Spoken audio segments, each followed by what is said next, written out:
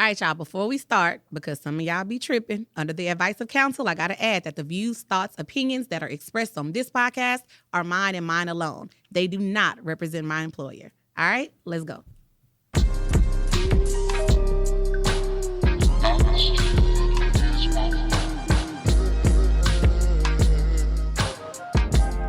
I was like, damn, do we really want to get into this discussion? Because if we get into this discussion right here, y'all.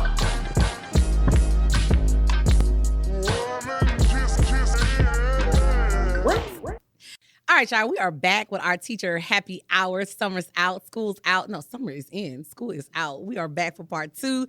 The crown is flowing, and so words are stumbling, but we got this. Who's today's show's sponsor? Today's sponsor is White Star Title. White Star Title is a Houston-based title agency crafting closing experiences for residential and commercial real estate transactions nationwide and internationally. Shout out to Kip Edwards and the whole White Star Title crew. That sounded so professional. I do this. Like, you trying to make my shit sound like legit. No, your podcast is legit. I'm here. We're here. You're legit. That's so sweet. So I'm going to tell you something. When you went to the restroom on the break, BioBae told us that she posted something on her personal Instagram, like a video of her shaking her God's gifts, and gained 9,000 followers. Incorrect. I was working out in the gym. Oh. I just was accentuating my assets. And you got 9,000 followers.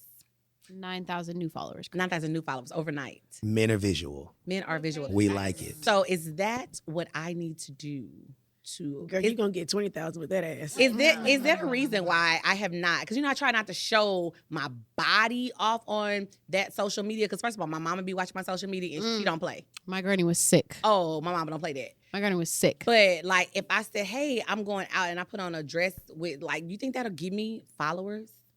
You gotta put the right sound. But if you got the right trending sound and you got the right angles and that thing is thanging, you can absolutely get lots of followers and monetize. Look at the two guys in here, and I've seen you in person. I'm looking at you right now. You be all right. Shut up. You be straight. Followership up 20,000, 10 for each cheek. It's a lot of trumpet booties in here right now. Ain't no silent farts. That was you? No, that was you. That wasn't me. That was you. So remember, we talked about rights and responsibilities. We did talk about rights, so be careful. And what did I say a couple podcasts ago? Now, you can put them booty cheeks out there, but there may not be public booty cheeks. That's on you. That's it. But, it gave me the idea, and I talked about this on a TikTok video the other night. Like, I wish we could do a Teachers After Dark kind of podcast because people fail to realize that we are human. We are regular people. We just go to work and teach our kid for 8 hours a certain subject, but that is not who we are. We are real live people, and some of us are real live people that, have fun and engage in activities after work. We are teachers, but we also are those other people. We are those other people. And I said, oh my God, what would be a cool podcast for us to do, like a Teachers After Dark, where we told, like, how educators really begin down, because, baby, educators are the biggest active participants. There you go. Active citizens in their community. Yes. Especially elementary school teachers. Especially elementary school teachers. Shout out to the elementary school teachers. I would think it would be high school because all the coaches. Elementary school teachers are young. They are young, but it's not a lot of men on the elementary campus. So when you get one, mind you, remember my ex-husband was an elementary teacher. So was mine. From Marlin, Texas. Shouts out to Marlin. Marlin and the 38 graduates. I'm sorry, the 5 that I will will say this, sir, whoever you are, I don't know your name, but hey, remember, you still got the notch on your belt. You did it right in God's eyes. You produced the children. So she can call you the ex. You are ex-man, okay? With mutant abilities that did something that swayed the one. Mutant. He did something 3 times. Bam, bam. He had some Marlin game. He said, you don't look like none of the women where I'm from. He was like, ooh. Are those city booty cheeks you have right there? Wow. Are those 713s? I don't know. What is that called? Those are 281s. I'm straight from the Mo. Those are 281s. Oh, yeah, you are rich. Thank you so kindly. So what do y'all think about the idea of a Teachers After Dark podcast? Like, what kind of stories could we tell? I will be in attendance. You will be. I have all the stories. You will. We know you will. You have, I bet you. Well, my ex-husband was an elementary school PE coach, so I have all the Teachers After Dark. We got to have you on for a separate episode. He's also a great guy. Your whole life I know that guy. Scandal. Your whole life, He's you're a good guy. He's a good guy. Shouts out to you. She whoever had some you are. scandal Once with her. again, school good is subjective, not objective. Oh, Hey, once again, good enough to be a husband at one point. You stood and before a the law. father of 2. Hey, twice. Still in there. Young and delusional, but he's still a great dad. Say that and say That's that loud. awesome. Still a great dad. Emphasis on the great dad. Hey, whatever it takes. Double emphasis on the young and delusional on my part. Okay. Hey, moving he on. wasn't. He was magic, I guess. He just did so much when he saw you in your face and you looked at him. I hate This would be y'all. one of your this bonus content thing. I think so. I think so. Like I think we should do like a subscription because definitely that you got a script because to get these stories. we got some stories, especially where we work. I think all of us got some scandal. I have some top dollar scandals. I got some top dollar scandals for sure. Mr. Mysterious has no scandals. Mr. Mysterious. I am an upstanding individual who has been teaching for 15 years, who has not known any wayward individuals in my life. I went to work. And I'm gonna move before this lightning. Hell, yeah, you better move that. Shouts out to who's ever listening. We'll talk about it when I get wherever I'm going. I'm so glad that we all moved out of the area that we were born in Oh, to my make God. this podcast. Oh, please, God. Yes. So as teachers, we work tirelessly throughout the year to dedicate that time and energy to our students, their education, and their well-being. I feel like we do need a hot teacher summer, free from repercussions that allow us to prioritize our own self-care and our own mental health and rest and rejuvenate. It's crazy how when we want to do stuff, we got to get away from where we are. Like right now, we can't even go to the local gringos, the local Mexican restaurant, the local Papados to celebrate the end of the year. We got to come in and hide and celebrate. Look at these two. These two will go into any public place And right across you the know street it. with school gear on, paraphernalia on. First of all, Wait. you can edit that out. It's okay. You just edit that. It's no problems. Mr. Mysterious taught me one rule when I first started educating where we educate, and he said, you could do whatever you want to do. Just make sure you wear what you're supposed to wear, because you will not be wearing any representation of the ISD when you're cutting up, because if you're not, we work at the post office. Hey, we were the post office for a long time. I'm like this, and this goes back to where some of us work. Small town community, but not. If I work in the area and I live in the area, I don't want to drive during the weekday when I get off 15, 20 miles to go enjoy a fine fermented beverage if that's what I want to do. So I have no problem doing what's legal in my area. I will sit there. I will enjoy it. I will sit where I sit there. And as a matter of fact, now you have to be good at this. I've had so many great parent conferences over a small margarita or maybe a pick any drink that you drink and told people the truth, and not in a negative way. But look, I'm not driving to the north side or the east side or the west side or wherever because I want to have fun right here. We got off work at this time. We all went right there. I'm going to enjoy myself. Then I'm going to leave. Now, if you have a problem with that, then you have a problem with that. Now, once again, you have the right to do it. So you also have the responsibility to do it. Now, when you do go into these establishments, elementary teachers don't care. They have the shirt on. They got the apron on from science. They got all their stuff on. They just, woo, oh, it's you, sir. I'm like, it is not me. You know, I'm not that guy. I'm that guy. But yeah, I mean, have fun. But once again, rights and responsibilities. Remember, if you have a family, you have to keep your paycheck. So you have to move in certain ways. So I'm going to ask Queen Charlotte, what are your views on teacher privacy and personal time? Are we entitled to teacher privacy in our own personal time? Absolutely. I do not believe in any shape, form, or fashion that you own me. Give us free. I am already free. So that is over and done with. When I'm off the clock, I am off the clock. We are known, even as coaches, it's the last day of school. We've done what we needed to do. We're meeting up at this time. Meet us there, meet us or be square. You know, like we're going to have a good time. We're going to make sure that we're all safe and we're going to be adults because that's what I am. I am a parent first. I am an adult next. So my thing is you're not going to control how long that I should be acting in a certain light. It's just not going to happen. Yes, my occupation is a teacher. However, I am more than just a teacher and a coach. And I am human and I am an adult and I will enjoy my time. If you don't like it, guess what you can do? Turn your head this way or that way. And I really won't care. Like they say, to the window or to the wall. To the wall. To the sweat. Whatever Hey. drop down you, leave me alone. What are you doing? Why are you messing up my podcast? Oh, my God. What you think? This is nonchalant. I'm here, but not really. Mm-hmm. You know, I think parents forget that we have your kids most of the day, and they tell us your business. Mm. So we know what y'all at home doing. Mm. So while you sitting around judging teachers, we could be judging you too, because they telling us everything. Mm. So you gonna pretend like you don't see me? I'm gonna pretend like I don't see you. Mm. And we're gonna be on with our way. We gonna be on our way. so. Some parents would argue that teachers should maintain a professional image at all times, Negative. even during their personal lives. Negative. What are y'all thoughts on that? You said personal. I don't even think it's some parents. I genuinely think it's most parents. I think we're being delusional right now Uh-oh. to really think that we deserve a private life and a personal life, but most people think we do not. Mm. She wanted to giggle at that when she thought that parents she could control her. I think there's such an old school value and mindset when it comes to certain professions. Mm.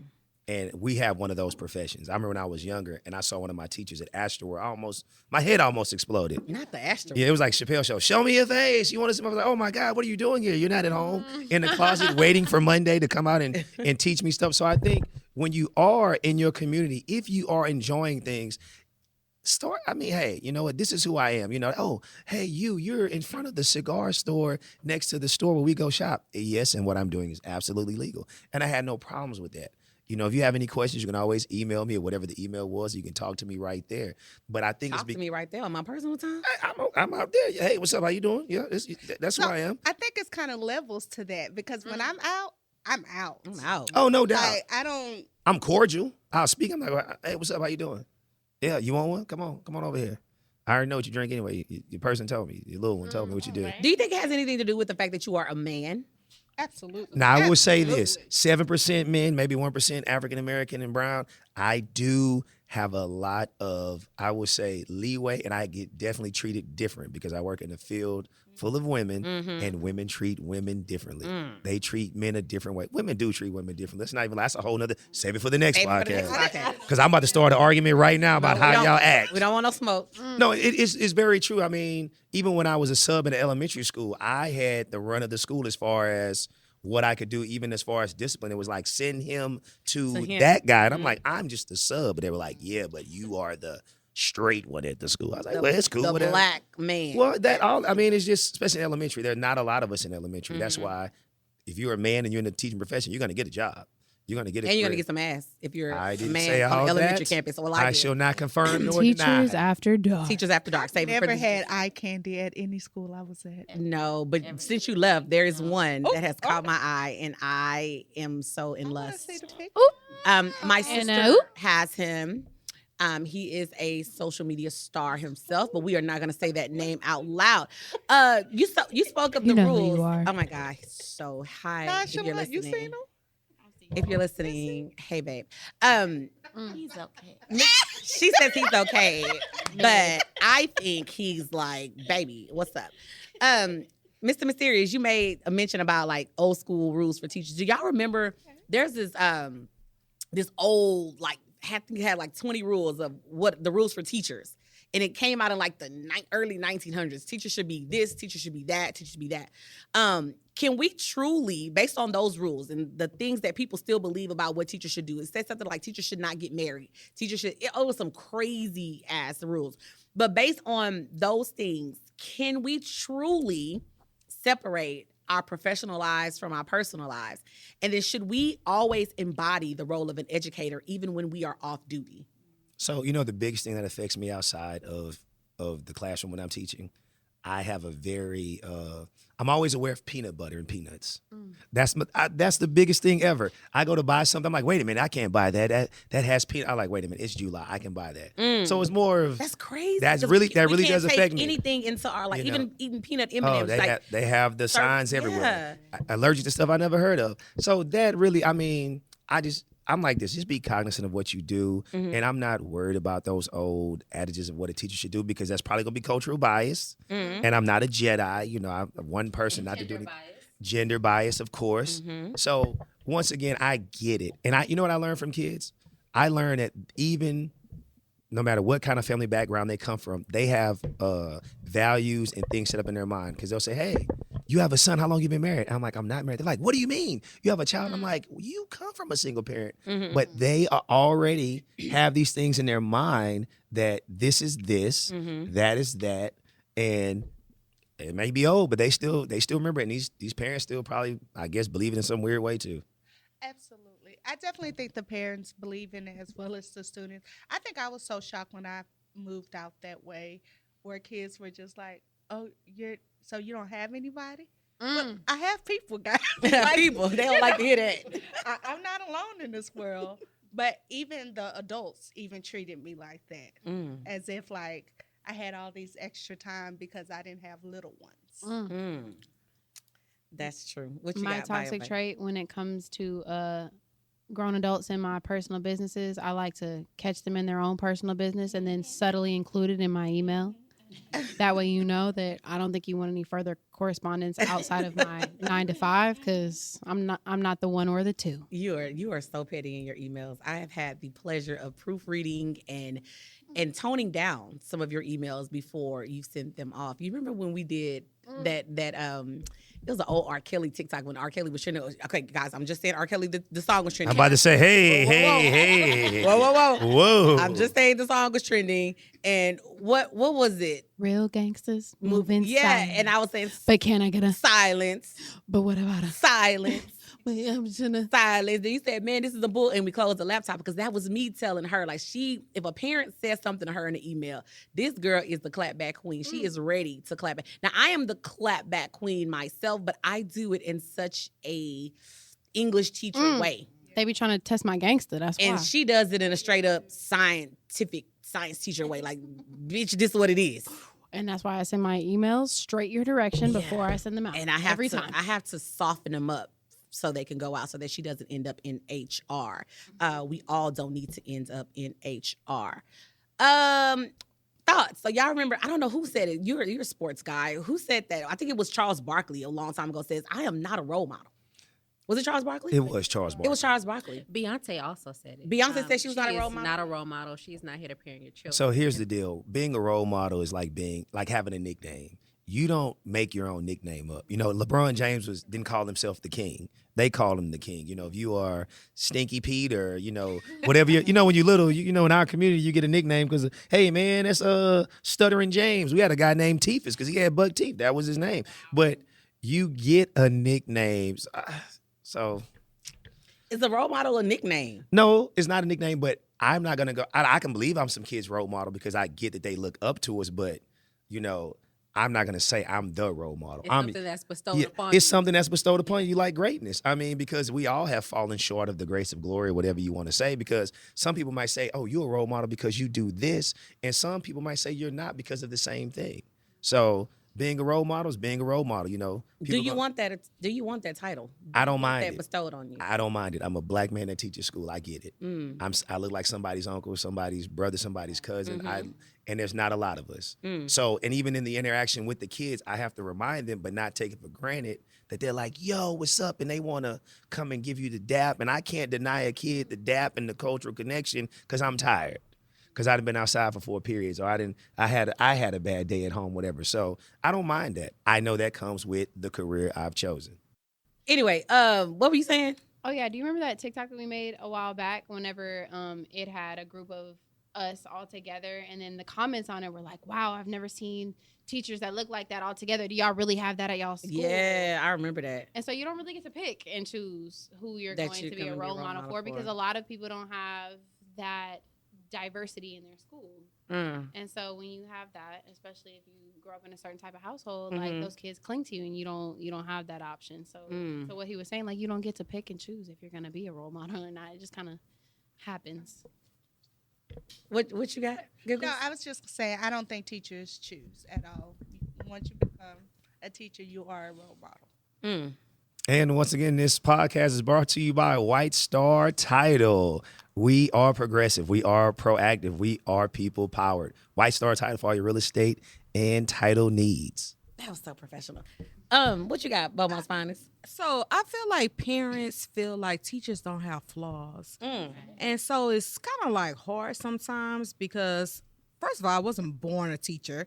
I chose the profession. And so there are things about me that you may not like that I do in my personal life, although y'all don't do anything but go to work and Bible study. And so I feel like sometimes there's a lot of pressure on us to make sure that we're perfect or fit in the category of being a role model. Also, when we're out in the community, because I live in the community that I work with. So sometimes when I'm out, I'm like, okay, who's here? Who parent in my class?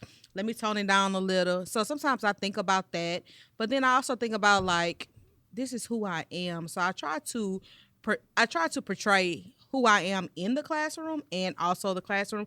So I think that I'm very authentic in who I am in the classroom and also, but I do feel like parents feel like we supposed to be perfect people when they're not perfect people. But it's okay for them not to be perfect people.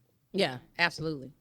So, you know, the thing I hate about the title role model, all right, about the whole label of a role model, is that because I am considered a role model, parents think that my ability to be their child's role model, all right, mixed with my ability to drink, twerk, smoke, hookah at the address on Sunday fun day, and then go to work on Monday and teach your kid how to write a thesis statement, y'all think that impacts my ability to do my job.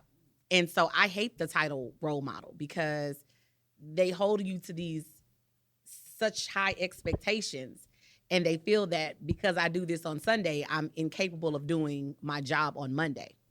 Well, you're a professional, so you can. I didn't know you did all 30,000 of those things. By the way, Sunday or whatever location. Sunday, I think that was for that guy we were talking about earlier. No, I mean it is what it is. Babe. It is what it is.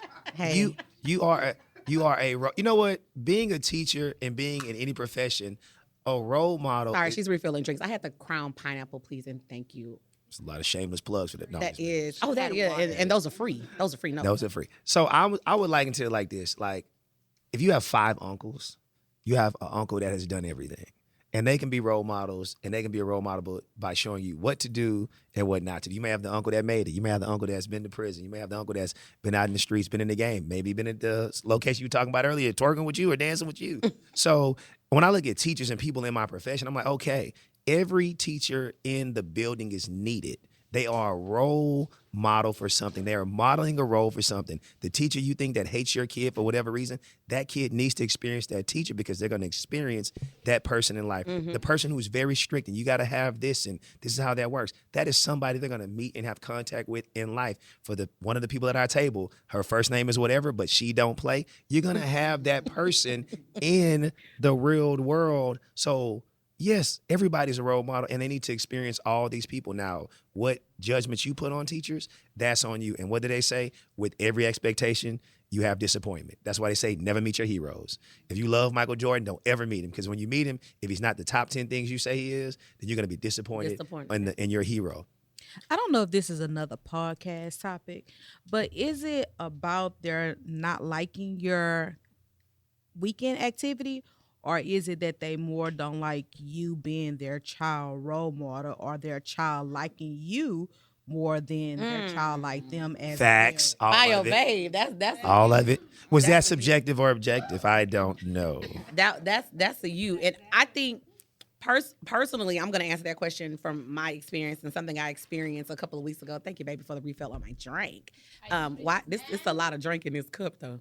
It did sound a little heavy. Damn, this shit. But from a personal experience that I've had, I was in a meeting a couple of weeks back, and I'm talking to the parent about a kid and saying, you know, these are the things that this kid is going through in my class, blah, blah, blah, blah, blah. And the parent says, she stops in the middle and she says, "You that TikTok teacher." Oh, I already know where this is going. And I was like, whoa, you know. Did you ask if she followed you? I did not, because I had a great administrator in that meeting, and that great administrator like pumped the brakes right there and was like, whoa, what she does on her outside time has nothing to do with what we're talking about right now. We should take a drink for that. We should take a drink for great principles. And what she said she never had that. But what we're talking about right now is the fact that your child got caught cheating on a test and your child has not turned and worked the whole entire 9 weeks. Has nothing to do with that teacher being on social media. Parent backdoored and said, well, she's a role model for him, and if she's cursing and, you know, doing all this on social media, maybe he thinks that it's okay for him to not do his work. He doesn't share 20 3% of the chromosomes with who you're talking about in this meeting. At the end of the day, you birthed them. You gave birth to them. And I had to learn this because I'm dealing with it right now with a 13-year-old. They don't really like you right now anyway. And being a coach and a parent, I stopped playing a specific sport because my father was the coach and he made me take a lap and that burned me. I was like, I'm not doing this ever again in my life. How could Cliff I said her name, y'all don't know who he is, make me take a lap or whatever. So you're already dealing with somebody who's not, hormonally and biologically even want to deal with you. And they don't even like you right now, most of them. So you know what? They're going to find somebody else who can be their role model. I could tell my child, go run 4 laps. You're going to be the best track person in the world. He'd be like, I don't want to do that. The next person tell him that, he's going to go do it. So, hey, if they're talking about your TikTok in the meetings, great job. Congratulations. Great job. Congratulations. And you didn't even have to show your ass. Oh, thank you for that. But I need them 9,000 followers that you. But I don't mind. That was Cheeks on the way. Now I'm playing. Y'all ever heard of a backhanded compliment? that was that one of those? I like them both. That was whatever works. So, do you guys feel like teachers should face consequences for engaging in activities or expressing their opinions outside of school that some parents may find objectionable or contradictory? Can't even talk to their own values. Everybody's pause. I'll say no. You say as long as you're not using anything that can be held against you in court, you're legally, contractually bound for that, you're good. Don't say the names, don't say the district, don't say the face, because you can say whatever story you want. There's no, as you say, no face, no case, you're good. If you have a good attorney, why are we sitting here talking about what allegedly or could have happened? This is a scenario that happens in every school district that the said person was talking about on their podcast. Bye, your babe. Maybe I misunderstood the question, but what your values got to do with my values? Well, depending on the school district you work in, and some things are very, very, very, very, very traditional. I'm sorry, did anybody say the school district in this podcast? No, Oh. we did not. Oh. But this is for other teachers who may be teaching in places and they would like to have a platform and talk about certain things. Should they be held responsible, face consequences for the opinions that they express when they are not on the clock? Those opinions that may go against the values, ideas, beliefs of their employer. My little disclaimer at the beginning of the podcast says, hey, my views, opinions, whatever is expressed on this podcast are mine and mine alone. They do not represent my employer. That was from the attorney, my brand attorney. Shout out to Jordan Franklin. My attorney, my IP trademark brand attorney, beautiful, beautiful woman. Shout out to you, Jordan. But should teachers face those consequences? An administrator once told me, we're in the customer service business. Oh, I hate that. And because we're in the customer service business, there's certain things that we have to do. So that was my first thought when you asked that question. Mm-hmm. Do I want us to face consequences? Of course not. Do I think we should? No. Mm-hmm. But from their perspective, higher ups, yes. There was one time, there was a teacher. I knew her. She worked at a different school in the district. Mm-hmm. We always got together during summer school. Cool. She didn't come this year. And I'm like, oh, what happened to such and such? Well, such and such posted something on her Facebook. A parent saw it. District immediately got rid of her. So that's what I think of when I think of your question. Don't be friends with parents. Hey, hands down. So I deny every day. That was my I next deny every day. That was my next thing. But before I get into the parent role, I want to say something, and y'all know people hate me for this because I always tie everything back to race. Can you turn your Android off? Like if you say anything with a B, she picks it up. Tell that. It's my ride or die right here. I feel like the Android talking while all these iPhones on the table is so disrespectful. I'm not getting into that. That's another podcast Shut her about up. your phone elitism. And now Annie done made me lose my thought because now I don't even remember what I was about to say. Oh, yes, I do. I tie everything back to race. And I know people hate when I do that on social media because they feel like, oh, it's not always about race. But I'm going to always tell you, yes, it is. Okay? Now, the thing about that situation that gets me is that certain teachers or certain people are allowed to post certain things, certain activities on their social media, and it takes one person to make a stink and get rid of that person. But other teachers can post loud and proud themselves at certain rallies, and it be posted on their social media loud and proud, and you can have a gang of people make complaints about that, and that person is still there in the building hosting rinky-dink activities for the children getting money. Don't choke on your crown. I think that's unfair. I will say this: learn your citizenship rights and learn to make a better stink. I know we say and I said about this the other day, we have Karens and whatever we want to call them You in the said game. Keisha's too. Keisha, yeah, we have both. I say you got to learn the Karenique and Calvin the game. But I think we also don't understand the position of political power. So if you have the political power in wherever you're at and you have the backing, then you can make those moves. Or you have the privilege. Oh, yeah, no doubt. Definitely have the Okay. privilege, but I'm talking about those who want to have the power and don't. Are you voting? Are you voting at the local level? Are you making enough fuss and are you making enough shakes or shakes up in the building to where when you say stuff, people have to hear you? If you're not doing that, then you have an issue. So if you are a mom of a suburban Facebook group, a social media group, but you're not voting, so who cares about what you're doing? Because then when it's time to make a real move, then you can't do that. So you got to learn your citizenship rights. If I can go to any rally that's political, that is my right.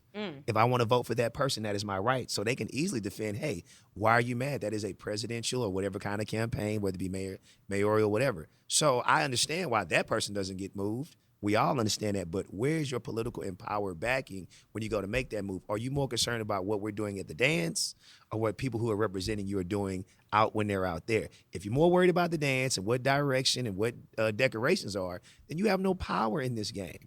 Go vote for your school board members. Hint, hint. Hint, hint. Got to have school board member on. Giggles, I thought he cut you off. You were about to say something. You lost your thought. Now you changed your mind.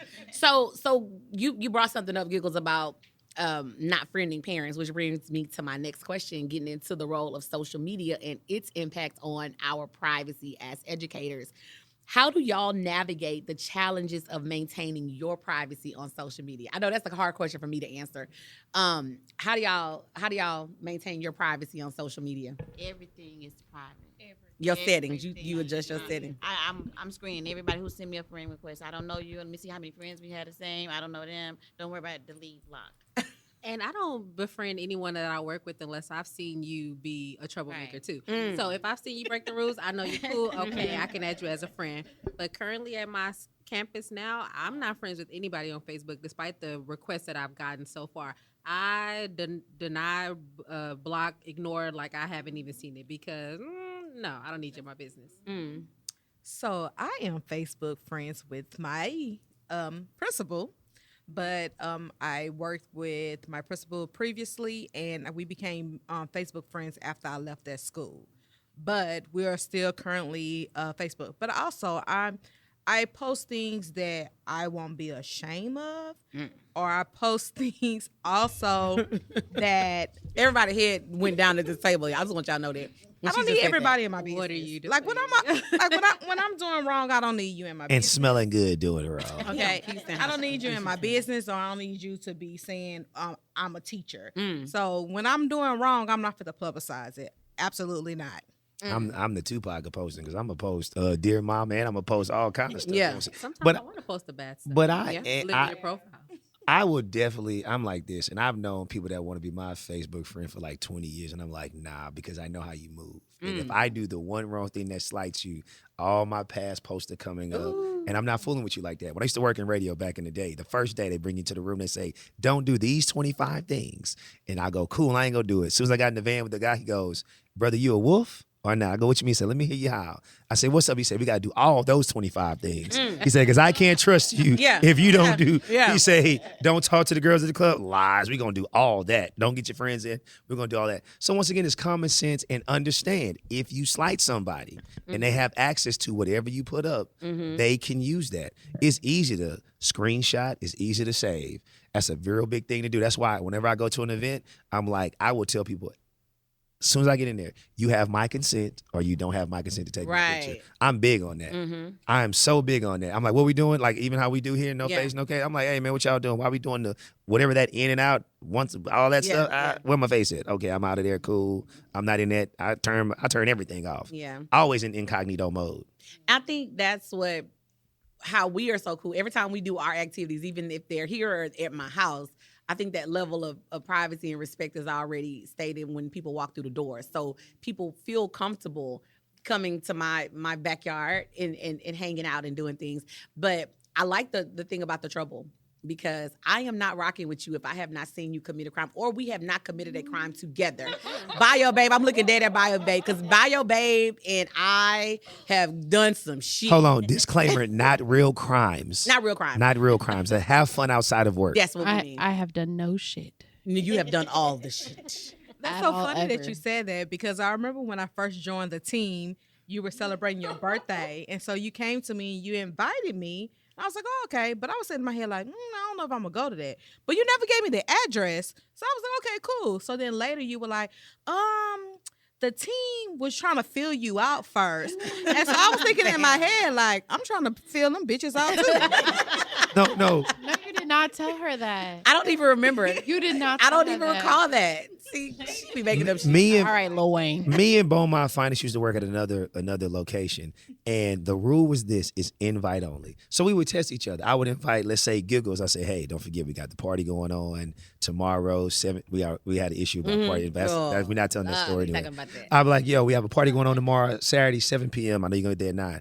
And then so what we used to do, we was like, we knew who got invited, the 20 people who got invited. So I'm like in the mirror, I'm like, yo, what you doing this weekend? They'd be like, nothing. I'm like, exactly. You're not doing a dang thing. Exactly.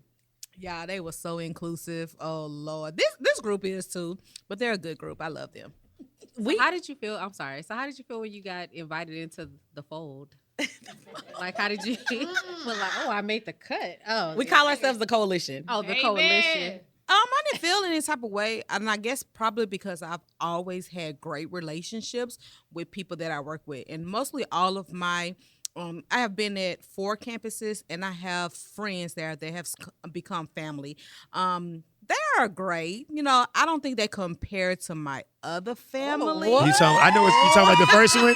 You talking about the first one? Yeah, Damn. It's a little different. I think it's because they're so inclusive, and the other one was a little open to allowing other people in. But we were VIP. We have a no new friends rule, and so even when new people come, we just be like, we don't know. But I want to say this because this is a comment that's made a lot about a complaint of teachers in certain schools and how some schools are toxic because they say they're so cliquish. So I do want to make the clarification that our coalition, when I say coalition, it's not just a clique of people that sit around and talk trash and bully. When we say a coalition, these are teachers that all will go to bat for kids, 10 toes down for kids. We all have the same beliefs when it comes to doing right by children.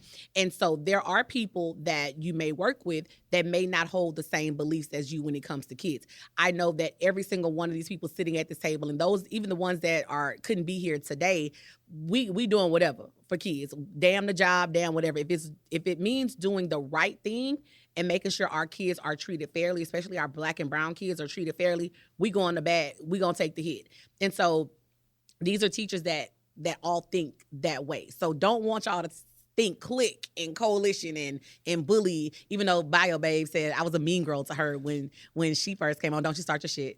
Ridgemont's Finance was very rude and standoffish and toxic to my work environment. That is so. My first year at our establishment. That is such. You was young in the game. You know what? But let the record show, anybody who doesn't know me doesn't like me. But as soon as you get in the fold, I'm like toxically amazing. If you ask me, like you just can't not love me. They gave her they gave her the title when she first got hired. They gave her the title of team lead, and so I didn't know. I didn't want. First of all, he asked me first, and I told him I didn't want it. Thank you. Did we say you let the record compliments? show that the other team lead was chosen after me? Yeah, but both of y'all were chosen after I declined. So yikes.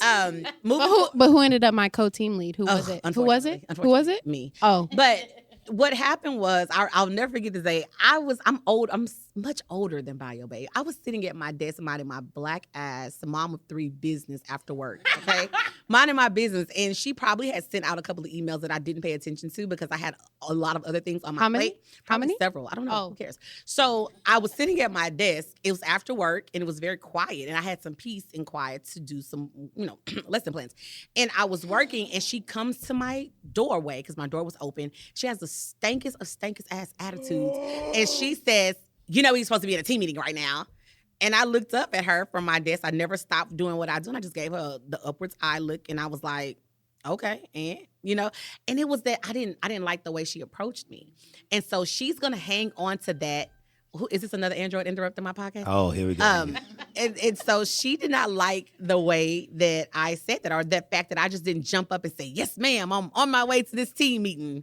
Now tell your lie. Tell your version of the story. I didn't like that my principal and 2 assistant principals said everybody on your team needs to be at the team meeting. And I had a team member who was rebelling against the fact that I had to get everybody at this diggity dang team meeting. I was not rebelling. I honestly didn't know.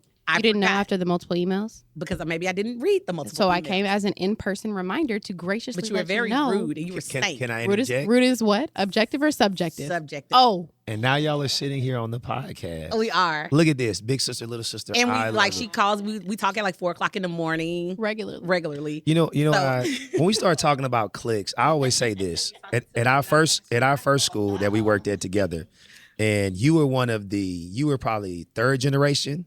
So I was 1st generation. I like to open up schools for whatever reason. So Beaumont's final is probably 3rd generation. And it's a cultural connection. Somebody comes in and be like, let's see how cool they are. Let's see if they're going to be able to hang around. But I would say this, in any school, find you at least one person that you can go vent with, talk to, that does what you do, and then can have that discussion, and you'll be fine. I mean, everybody likes to say click, and this goes back to work family, and then people who... That was episode 3, by the way. There you go. People who just want to be invited. Because I said this last time. Sometimes you're not invited. It might be an lady teacher podcast, and I'm going to listen. I'm going to critique, like, that wasn't my podcast to be on because I wasn't invited, and I don't need that invite.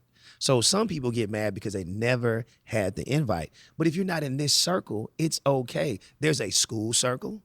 Then there's that department circle, there's the hallway circle, because there's nothing better. I'm in the gym now, so I sit at a table with 2 other people, but looking out the door, left or right, and saying, hey man, I need to run to the restroom. Can you can watch them? Or hey, I gotta run downstairs, grab the door. You can, because I got lunch for everybody. You good? And you know your team members, your work family. So if you don't have a clique, go get a clique. Mr. Serious favorite phrase is circles and circles and circles. If you don't have a clique, go get one. It doesn't mean you're opposed to anybody else. I mean, go do what you need to do to make your work environment as peaceful as can be. Because remember, when you do what we do, you're dealing with young folk. And they're easily understandable because they're young. They're not developed in the mind. It's them grown ones. It's that one on the hallway down to the right or wherever you work, and you be like, damn, he tripping. Can you just let them out the classroom, please, if they want to come over here and do whatever? So find you a clique, get you a clique, have some fun. Fight for them kids. Fight for them kids. Damn everybody else. Yeah, fight for your kids. And go drink and have some kind of vice. Oh my God, you got to. Is that sad to say that we bond over alcohol? I mean, if we're bonding over whatever beverage that's fermented that you wish to say so, I'm be sorry. it. While you have your vitamin water. You keep giving out way too many free shout outs. Sorry, I'm new to this game. No, you're not. I am drinking a hydrating beverage. And if they want me to say their name or you say their name, then they can inquire to the sponsorships. There's a bronze, there's a silver, there's a gold, and soon to be platinum. And prices are going to be where they're at, and for about another 6 months. We'll talk about that at the end of the show.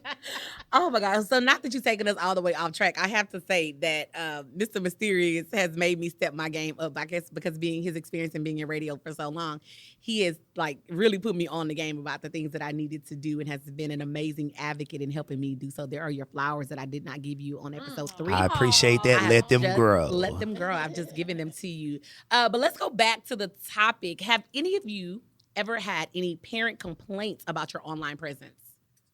Yes. Yes, Bio Babe, 9,000 followers showing your ass in the gym. Assets in the gym. Heavy on the assets.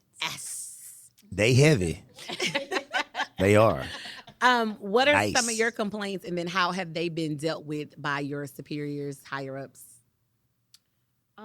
I think that it's very important to establish your relationship with your superiors from jump. That way, whenever it comes to time for them to go to bat for you, then you kind of know who they're batting for. Mm-hmm. But when it comes to online presence as a teacher, I just try to make sure that I meet, like they like to say about car insurance, state minimum requirements. Okay. So that when it comes to arguments, everything that they're arguing about is kind of above what my requirements are. Mm-hmm. And then that's what I float by. And then check them district and classroom records in terms of star scores, and then fight me later. Well. Would you be okay if that was your child, a teacher online, doing whatever? Oh no, not absolutely. even So sure in terms of like, you know, I like to say subjective and objective in terms of running data, as long as my child is meeting the standards and excelling the expectations for my child, however my student's teacher reaches them, that's their relationship. Now, if my child is coming home and saying that there's XYZ issues in their relationship with their teacher, then that would be addressed independently. But in terms of me, you know, creating content on this Google Classroom for my student's mom to look at, that's not my job. My job is to educate your child in whatever way reaches them, which your mom's expectation for what reaches you versus your expectation for what reaches you are often not the same. My job is not to teach your mom. My job is not to show your mom how to do what we do in my classroom. My job is for you to receive that. So Okay, so that's my view. can we go back to that conversation in regards to the teachers that got canceled? I know you were very much so on the cancel side. So if we go with your theory and what you're saying, as long as they're in the classroom doing what they're supposed to do and their scores show that, can they not say what they said? So heavy on the reaching the children. If you are an educator that feels like my child is DUMB, then obviously your perspective and goals don't align with what I want for my child. Because if you believe that my child is DUMB, then you're not reaching them on the level that they need to be reached on, because your efforts are not genuine. You don't want my child to be successful. And the number one thing that I preach in my classroom is I want you guys to be successful in all aspects. So if you believe that I'm DUMB outside of receiving this content, then you don't want me to be successful in life, in all things. And that's kind of the relationship that I try to build in my classroom is I want you to be great overall.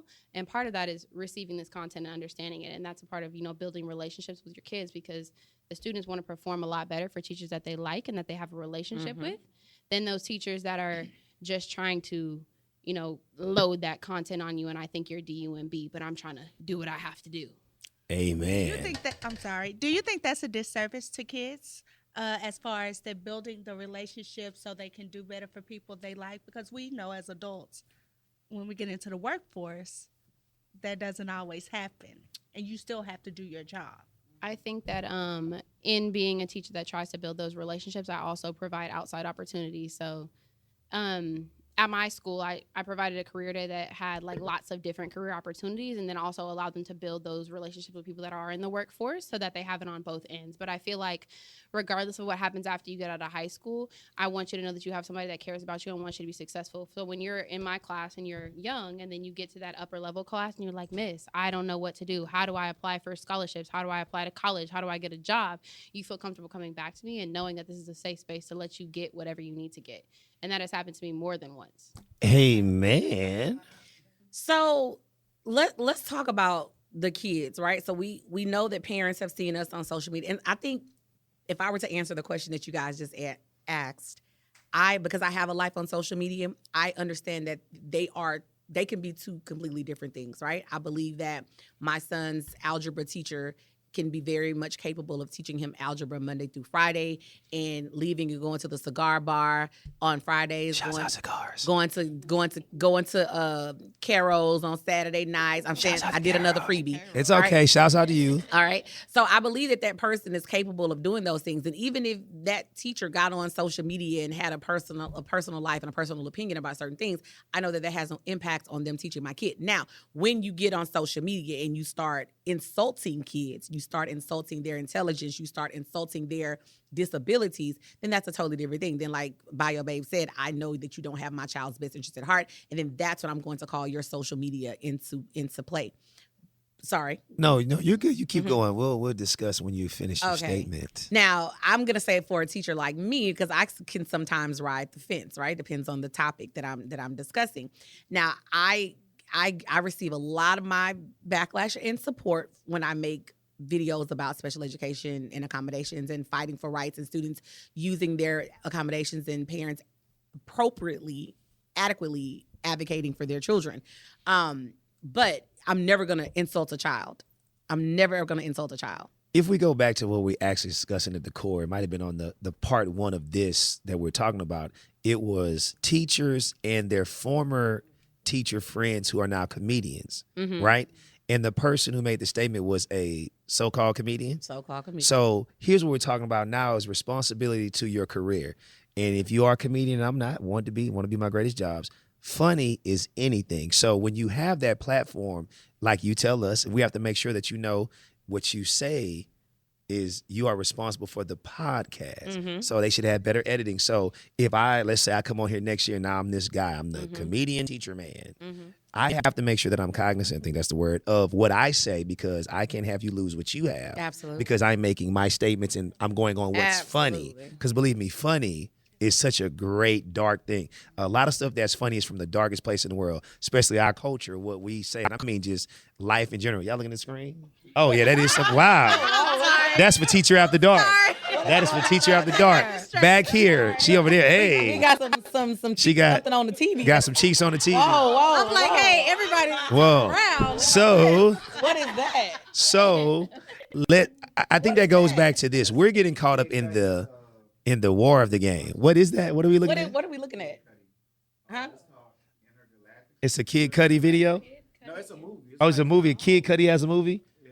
We just gave some more money away for doing all this free promo. We're gonna talk So about there's that. a huge big screen in the studio, and while Mr. Mysterious is talking, Sasha Fierce is making these faces that we all turn around and see this cartoon image like going in. Doing some things. Having a good adult time on the washer and dryer. Because we're talking about making sure that We're we talking- stay appropriate for the It's a audience pretty, that's but out I want there. you to write that down because I love cartoons. Cartoons. So, and the things that they're doing Double washer free. and dryer. Cartoon free show? Quite intergalactic. Once again, side note, get back to, not side note, but first note, we talking about comedians or, people who didn't have anything to lose on their statements, who were in a conversation with people who did have something to lose. So sitting at this table, I know we all care about the kids, and we're not gonna sit and say, hey, a kid is dumb, a kid is this, a kid is that, because one, we don't believe that. We understand IEPs, we understand BIPs, we understand, mental capacity, disabilities, abilities, and so forth.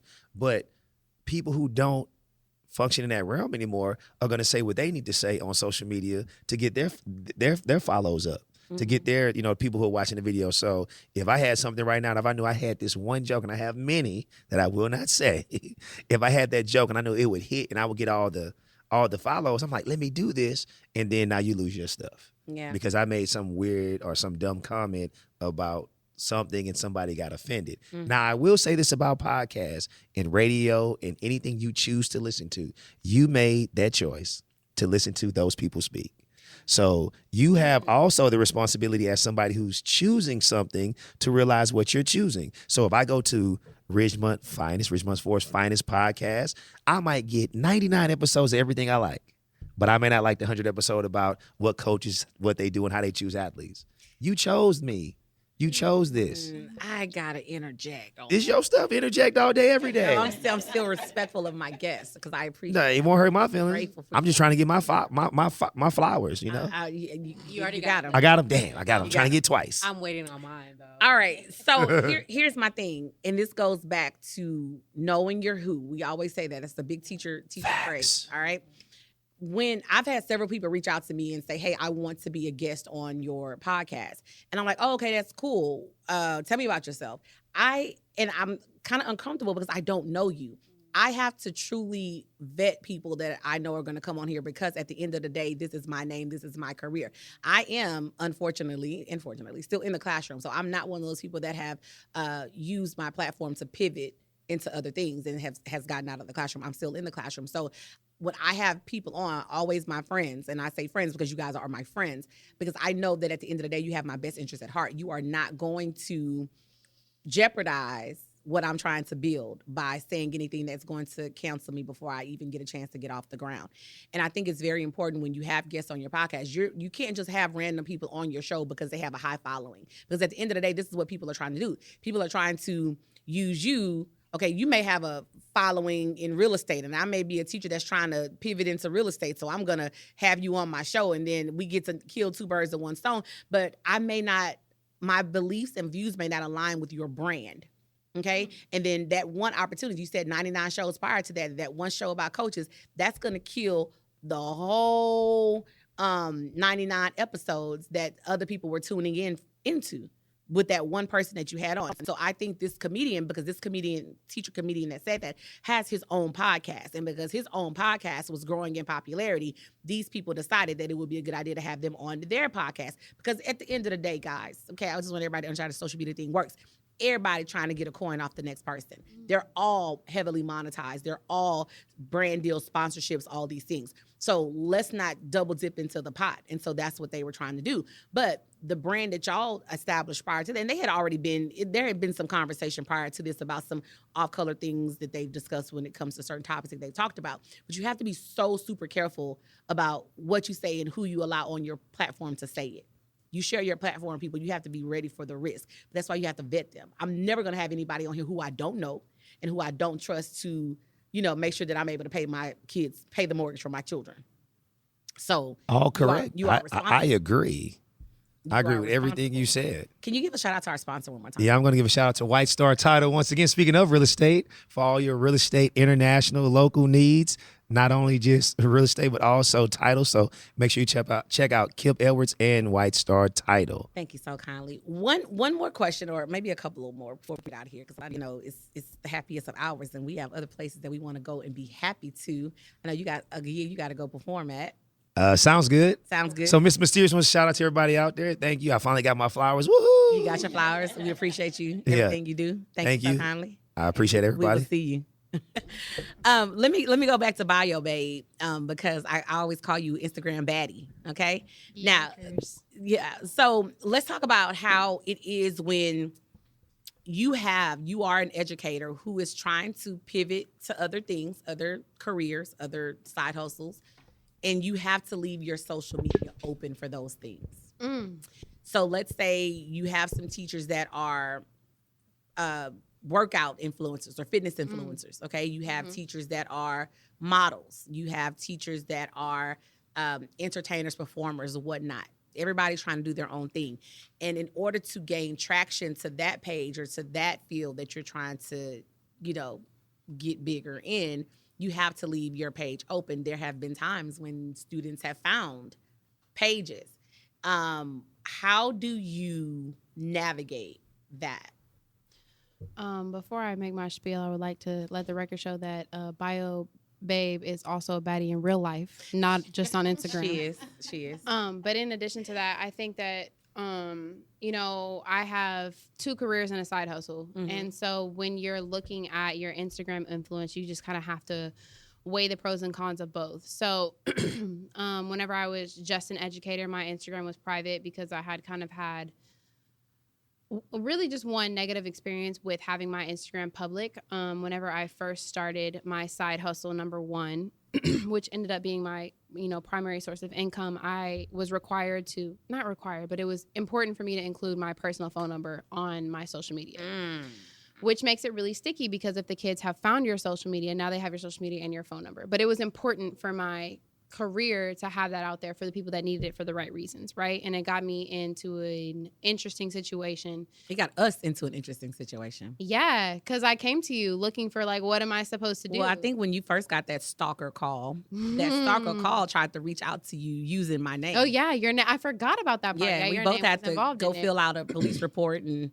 Remember that when they called us into the office? And they're like, well, we were called in separately, but that's a sticky story for Teachers After Dark. Teachers After Dark, facts. But so that situation kind of made me be a lot more cognizant about it, and so that's when I created a separate account that was strictly dedicated to my second business. But when it comes to things like that, I just kind of have to weigh the pros and cons for both. So at first, whenever I first was establishing my second business, the cons really outweigh the pros, but as I've, progressed over the past couple of years, my second business makes more money than my first business. And so when I'm aligning my interests, I have to look at that one first and say, how much value does this bring to my original side hustle, and how much does it take away from my educator career? Because although I make more money in my quote unquote side hustle, you know, my insurance and a lot of other things align with this steady every single day paycheck, because my side hustle is based on, you know, how much effort you put into it. And so when you're looking at cost versus, you know, value, that's really important. Now, the thing that got me off the ground as an Instagram, whatever you want to call it, did that really bring the value to my second business? No.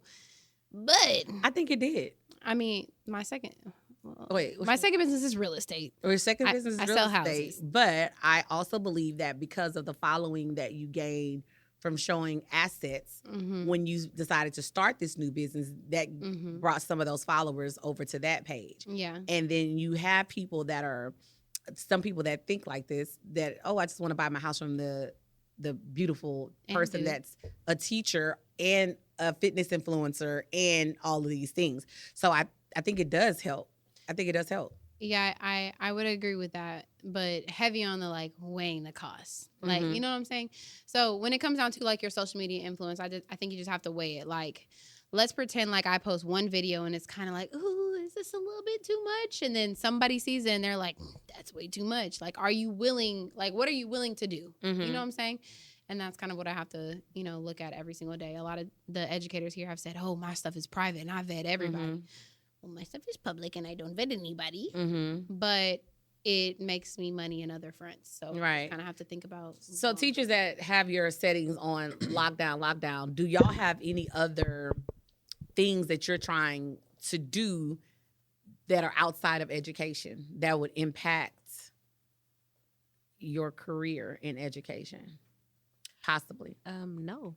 Everything that I want to do is regarding education. So even on my home screen for my computer, like it has my tutoring tag on it. So the kids know, and they found me on TikTok, even though I don't post any content, but they've seen me comment, which I've tried to limit myself from doing, especially on your videos, because they see my comments and like, I saw this, like, wait, I saw that that tag on your board. So, and I saw that comment on this video, and, you know, they try to put two and two together. And I'm like, oh, wait a minute. Whoa. I'm trying to make money from this. So let me back up a little bit.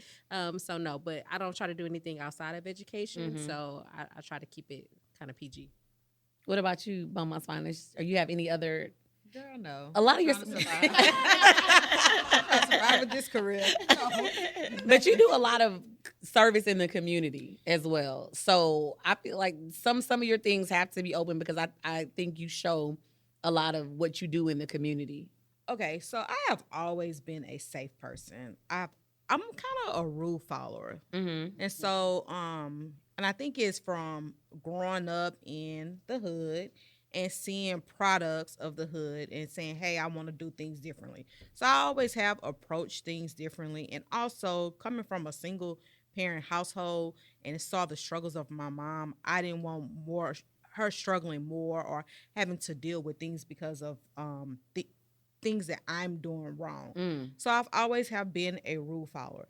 Now, I will be a hypocrite if I sit here and say, if I don't see people on social media shaking their behinds and doing things that I'm like, oh, you supposed to be a role model, or oh, you tutor the kids on Saturday, or oh, you have this mentor group with the girls, and I see you performing like this on social media. I'll be lying if I'm not judgmental about them, because I do. Okay. And then we love transparency on the show. My things sometimes, like for instance, I have an Instagram friend.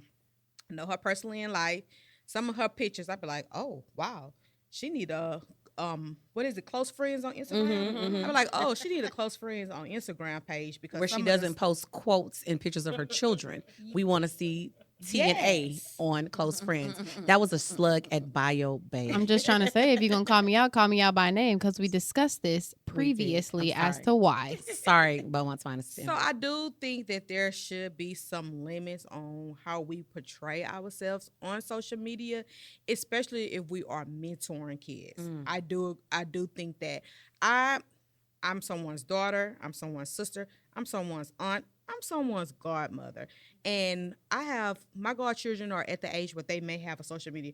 I don't want them to see me behaving in a way that's unpleasing when I gotta look them in their face and all the images that they have. Damn, that sounds so of righteous. me.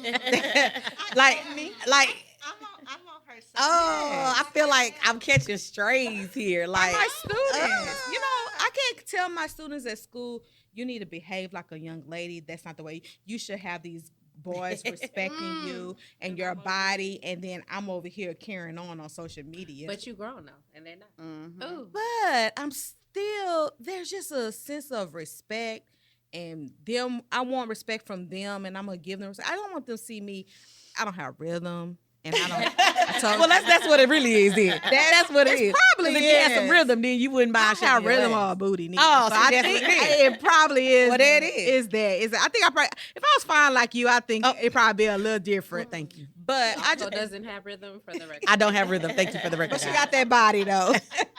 Don't know how to do nothing to Yes, do with it. but I just, Don't know what to do with it. not even just from an educator standpoint, from a woman standpoint, I just carry myself in a certain way because I have people that may look up to me or they may not, but I just don't want them to see me in a negative. That is so image. precious. While you're saying all this righteous talk, me and Bio Babe are sitting here looking like, ooh, shit, no, we don't do that on our social media. Wow. Everybody lives their own life, you know? Everybody has their own story. But True. one thing that's gonna happen is these kids gonna respect me. I'll let you know that. So I'm glad you brought that up because I think I in also think you're in a certain environment, and these kids tend to respect adults in general. in general, yeah, That part. depending on where we are If you too. were in the inner city and you were doing certain things.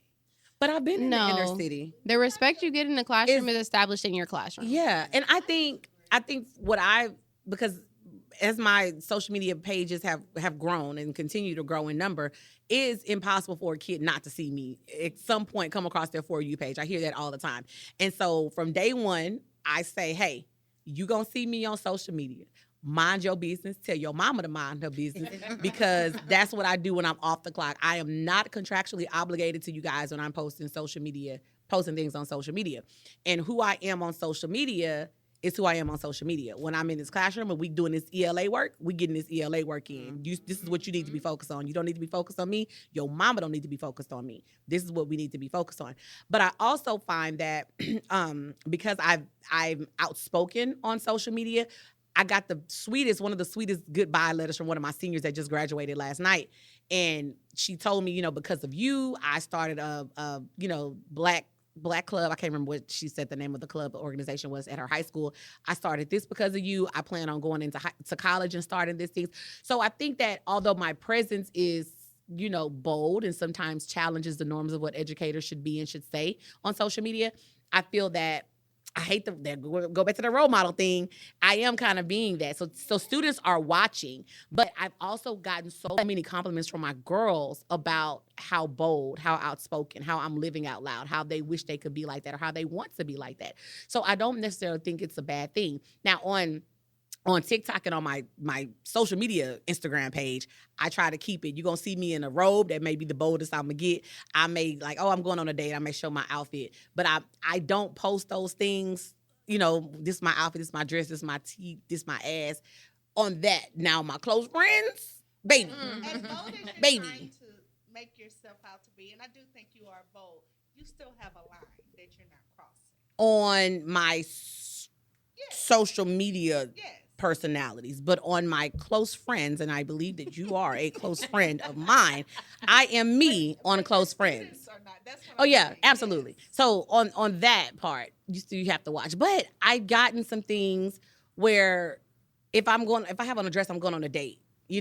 I'm still kind of like, oh, well, I'm human and I want to post this. And I always cover them. They make fun of me because I wear a sweater or a jacket around my waist every single day at work. already see it. It's okay that y'all see. Y'all know it's there. What I don't want to be is writing on the whiteboard and having it be the topic of conversation. So I always cover up. Because you're a role model. And I think that's the point that we're just trying Oh, y'all just tried to make a point on me.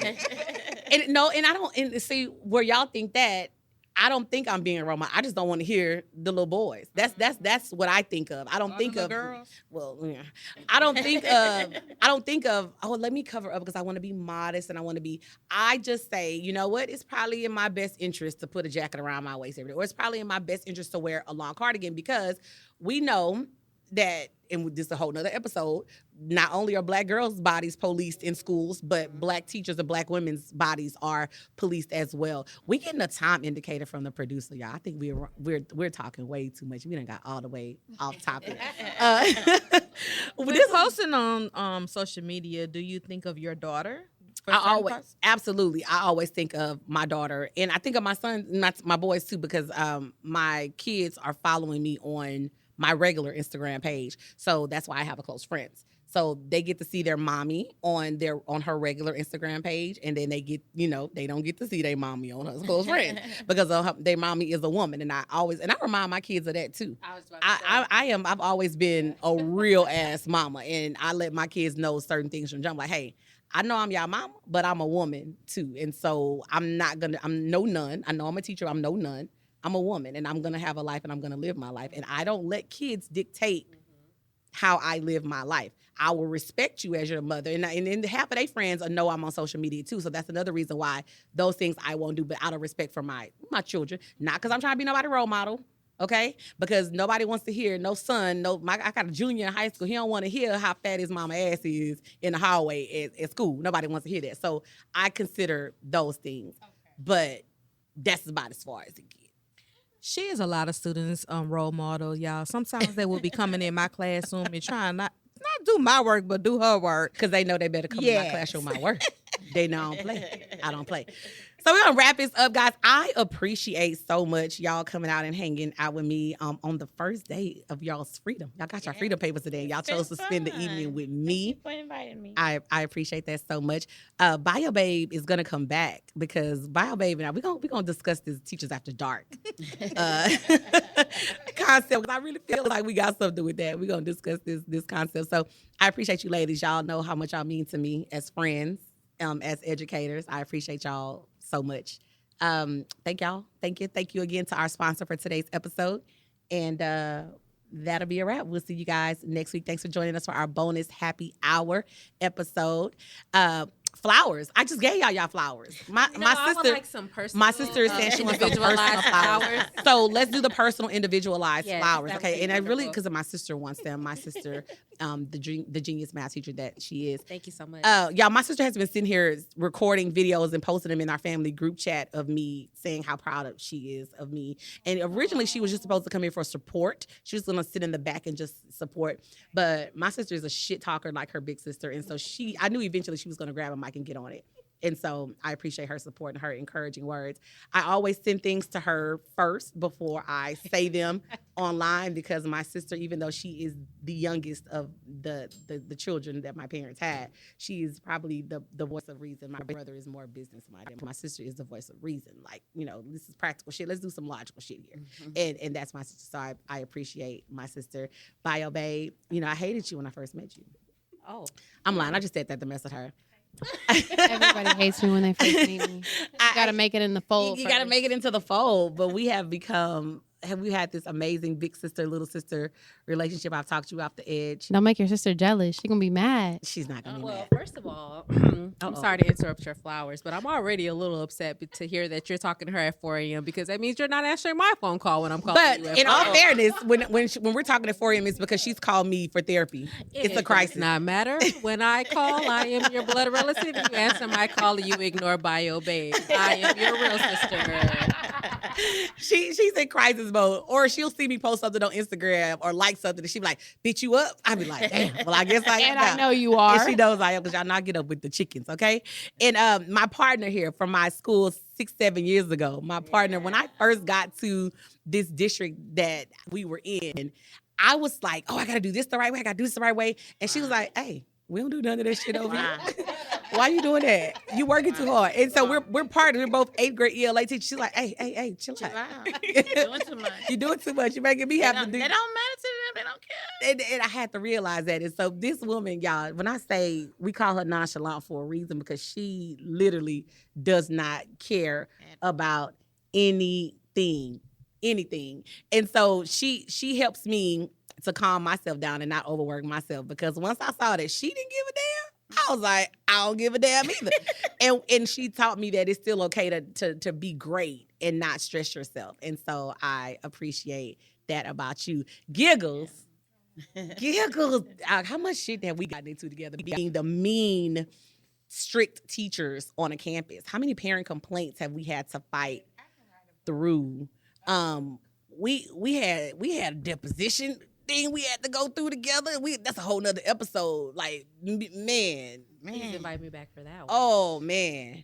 I think that's, oh man, we done been through some shit, Giggles. We're gonna stop it at that, Giggles. I love you. You know, we locked in. We for lifers in this camp. Just like, I think we're trauma bonded from that incident right there.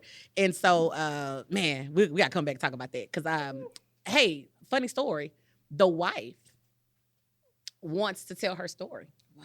She wants to tell her side of the story in that situation. She has asked me to come on and talk about it, because everybody hears the negative side, but nobody has heard how that situation has impacted her as an innocent victim as well. Oh, wow. And so I was debating on that, because I said, man, that's a heavy episode if we get into that. And I did not know how that would work with my career and how that would be perceived by others. But I also feel like it's a very important story that needs to be told, because she was an innocent victim in that. Their kids were an innocent victim in that. And so for her to tell her story about how that situation, something that her spouse did, how that impacted their home life as well. You looking at me with a doubt face. I don't know. That's why I said doubt. I said, I don't know. That may be like when I get bigger in like season 3 or something before I touch on that, because I don't know.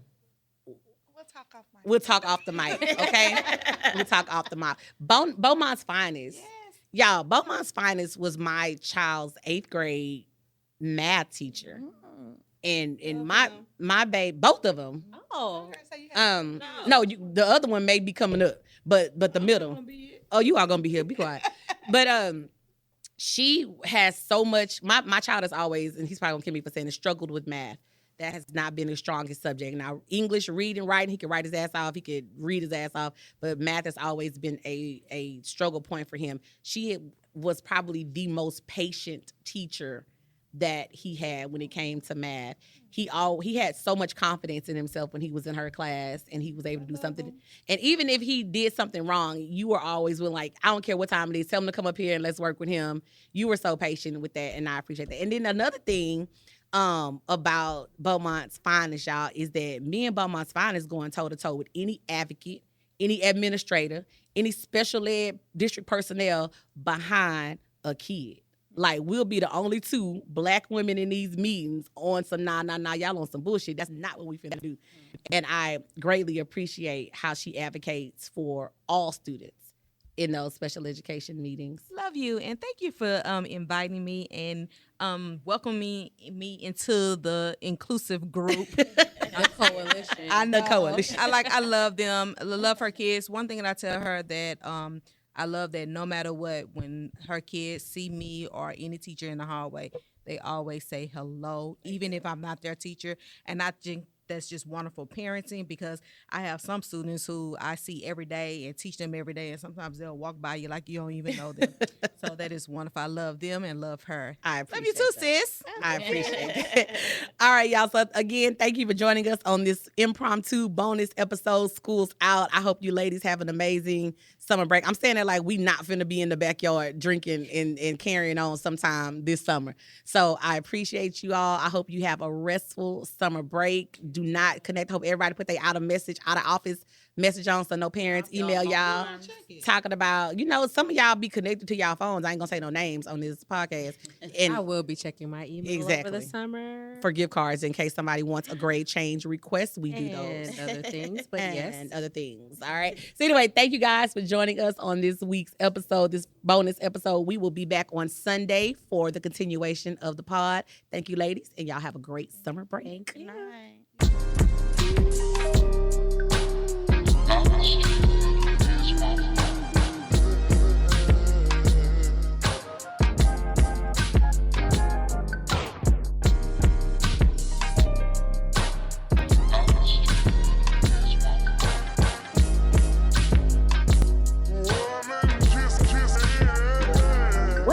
This podcast was made possible by producer extraordinaire D. Francis at the legendary Lab 7 Studios in Mo City, Texas.